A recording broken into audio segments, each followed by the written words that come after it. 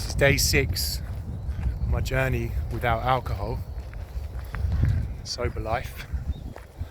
And I'm back in England. It's early in the morning, it's about 7 o'clock. I'm just going for a walk, one foot in front of the other.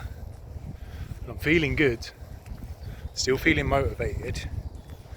I thought I'd just talk a little bit about what day 6 means. So 6 days.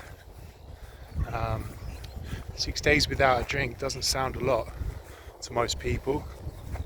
It's it's less than a week, but for me, this is the longest I've gone without a drink since at least 2012 when I broke my leg and spent a week in hospital. Now, I'm not saying I was a full-on dependent alcoholic. I was fully functioning. Well, not fully functioning, I was functioning, but I was held back, probably to about 50%, because most of the time I was either under the influence of alcohol, not like crazily drunk, not like messy drunk all the time, but under the influence in the evenings, and then in the mornings the next day recovering. Not with crazy hangovers either, but just with the effects of drinking most days, and all the kind of side effects that brings as well.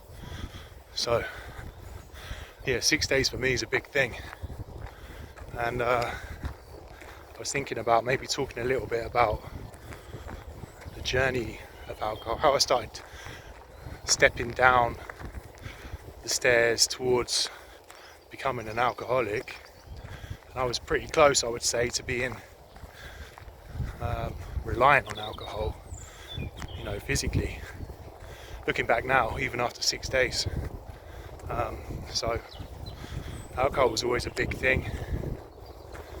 It's always around, every day it's around. I remember from a young age, first thing I remember, I probably had a drink when I was a kid. There's a photo of me at the dinner table with red cheeks.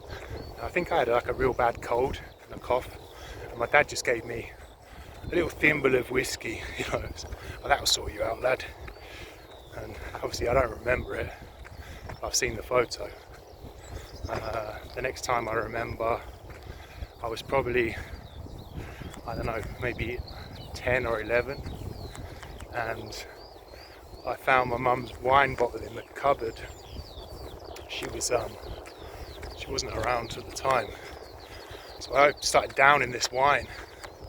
I remember I was drunk at that age, and then it became regularly when I was 13. Went to upper school.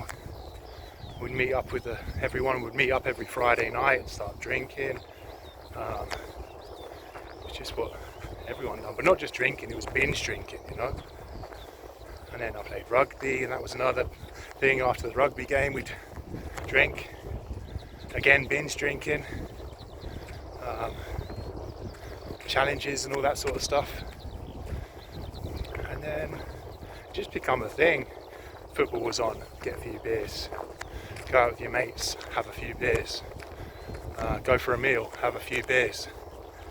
But eventually it just kind of got into an everyday thing, more or less. So I work away from home, and you'd finish work, get changed,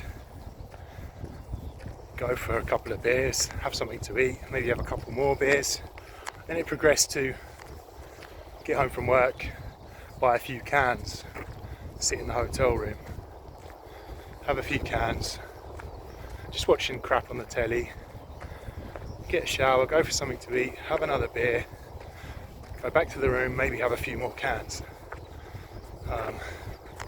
That's when I kind of realised, eventually, it took me a long time, this isn't normal, this can't continue. It was affecting everything really, my relationships, motivation, how productive I was at work. Literally all I done was work. have a few beers, eat, sleep, and then work again. And then go and see the family every weekend or every other weekend. And then when I did see the family, I wasn't really, seeing them as much as I want to. So, yeah, this is the beginning of a new me. So I'm hoping I can just keep it going and see how far I can take this. But I'm really enjoying it. 7 o'clock in the morning, sun's out, going for a walk. This is the first time, I'd never normally do this. I'd still be lying in bed. So, yeah, here's to a new chapter, a new beginning. Let's keep it rolling.